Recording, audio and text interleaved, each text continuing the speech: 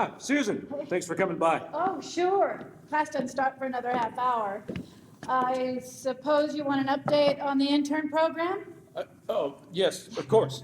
Um, as you know, it's been a few years since I retired, but a few of my contacts are still active. I've managed to get 2 of the students placed, and the other 2 are going to have to really hustle if they want to finish it by the end of the semester. They haven't even met with me yet. I think I know which two. Really? Yeah. Look, Susan, this is very awkward, so I'll just get straight to the point of this meeting.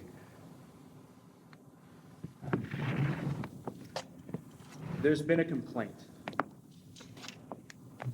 There's been a complaint. Don't hide behind a passive voice with me, Matt. A complaint about what? Hey, you know I can't go into details.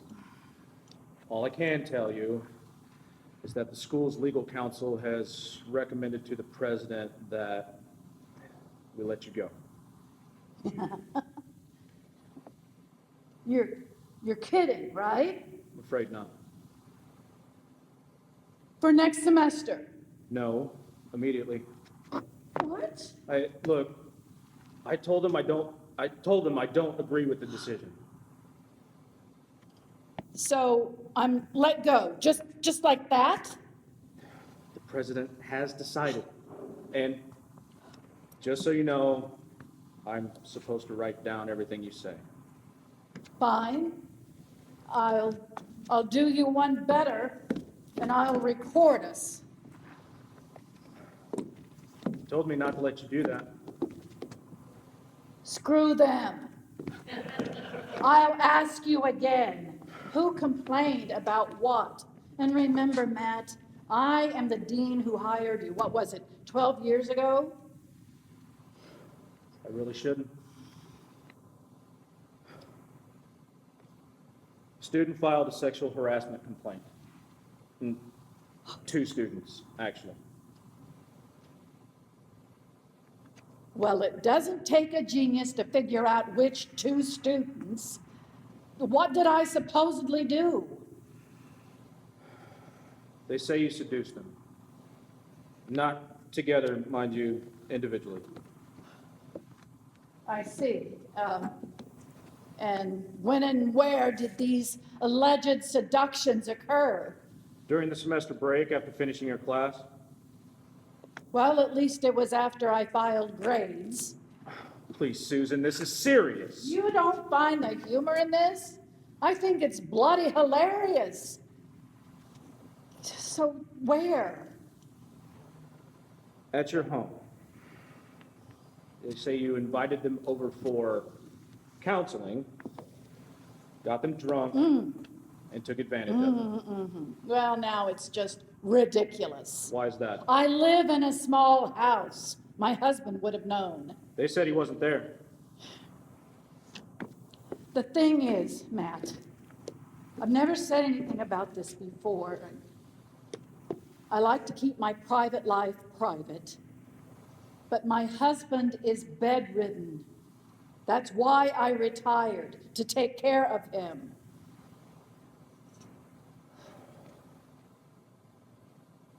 Susan, I'm so sorry. It's a progressive disease.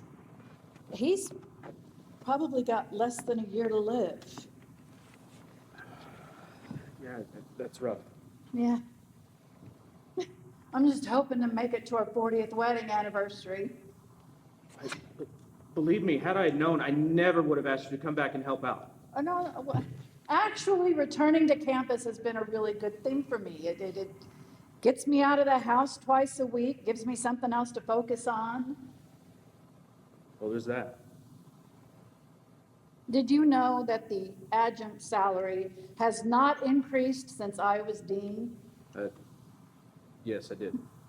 Back when I started last semester, my salary would cover the cost of the home health care nurse while I was here. Then first of the year, they raised their rates, and now I'm actually losing money by teaching here. And now this. Yeah. This. I don't know what else to say. Well, what about the grievance policy in the handbook? Shouldn't I have a chance to defend myself? Normally, yes, but these girls had photos. I've seen them. Photos of what, for God's sake? Of you hugging each of them. That's it? A hug? Whoa, wait a minute. Were these photos taken here at the coffee shop? I think so, yes. And I'll bet that there's only one girl in each of the photos that I'm hugging. Yes. How would you know that? This was a setup. What do you mean?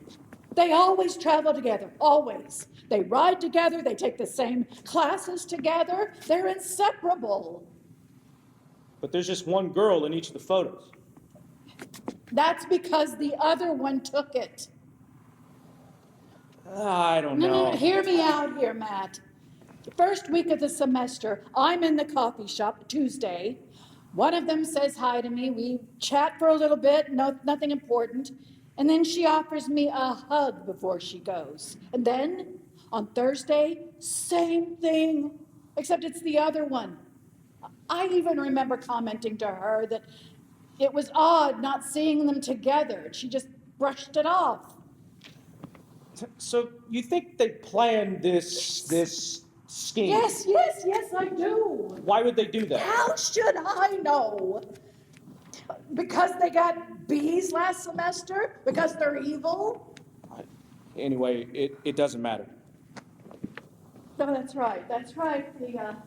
The president has decided. So I'm out without even having a chance to tell my side of the story? Our attorney said we have to nip this in the bud and keep it quiet. Oh my God. How times have changed. What do you mean?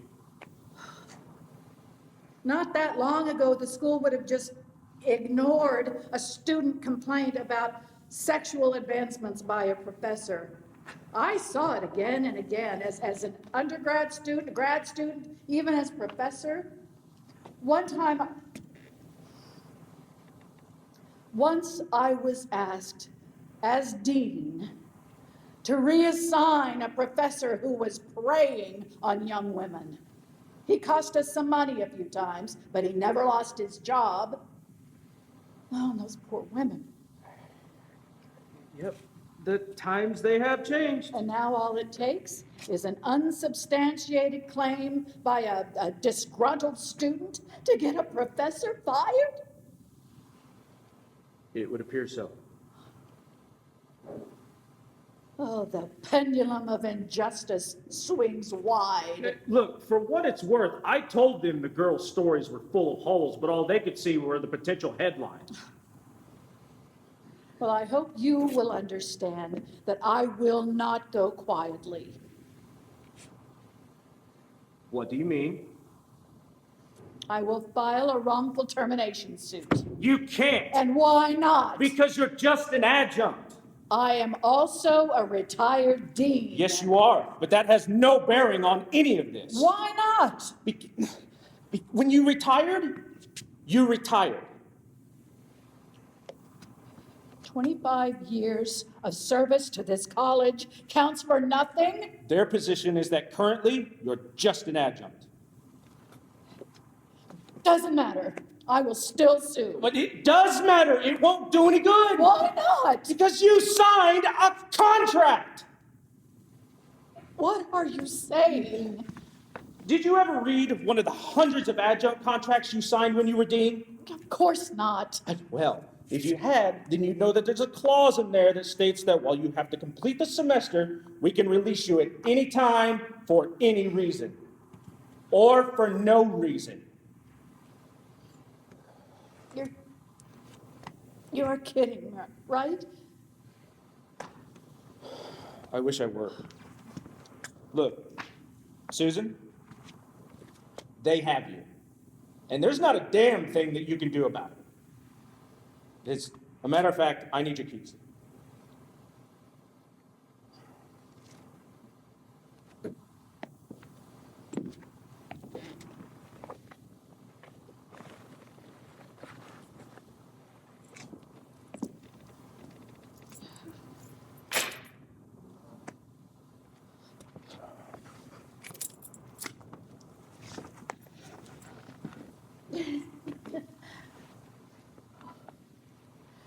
You know, it's kind of funny. What? When I retired, I thought I had dodged a bullet, that I'd gotten away with it. You did. We did. Yeah. My God, that was an exciting period, huh? Forbidden fruit is always sweetest. Until it sours. I thought I needed to save my marriage. Yeah, I'm sorry that didn't work out. Yeah. Well, hey, at least you emerged unscathed. Hardly. What do you mean? You've forgotten the leave of absence I took a few months later? Oh, right. A medical thing. An operation? No, that was the story. Treatment. Susan, I had no idea. Yeah, well, it was a long time ago. I quit drinking, all's good now, or at least it was until today. Listen,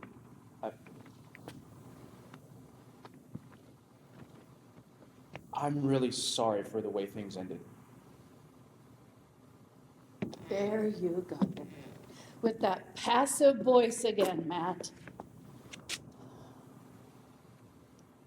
With the way I ended it. That's better. And I'm sorry about this. Yeah.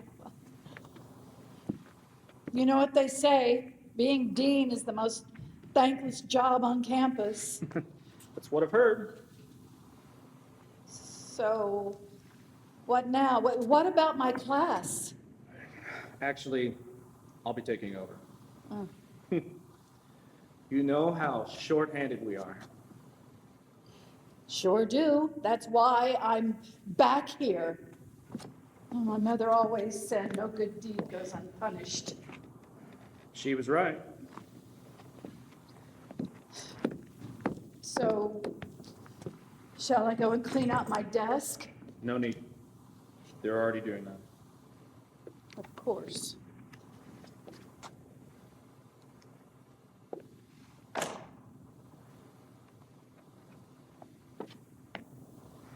I tell you what, I will erase my recording. If you tell them that I accepted the news with grace.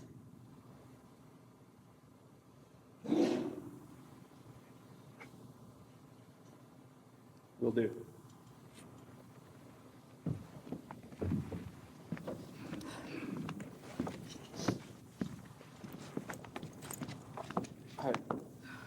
Listen. I know this doesn't help you in any way, but I submitted my resignation. What? I'm leaving at the end of the semester. No, Matt. Don't fall on your sword for me. Why not?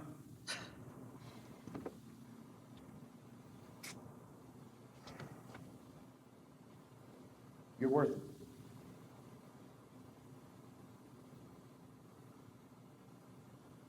Thanks.